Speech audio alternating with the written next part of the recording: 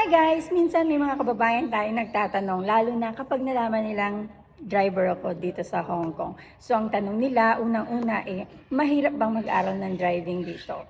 Masasabi ko pong madali lang naman pong mag-aral ng driving dito.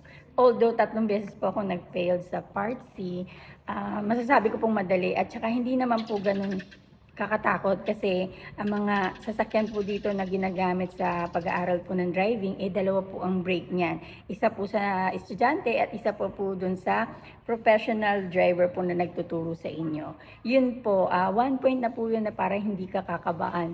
Ako lang po, wala po akong experience sa Pilipinas. Dito lang po ako nag-aral ng driving kasi dati gusto ko sana mag-Canada pero dahil driver yung dati kong kasama sa trabaho, sabi niya mag-aral na lang ako ng driving. So yun, encourage niya ako. Kaya dito na lang ako kumuha ng license at ito nga, 12 years na rin akong nag-drive dito sa Hong Kong.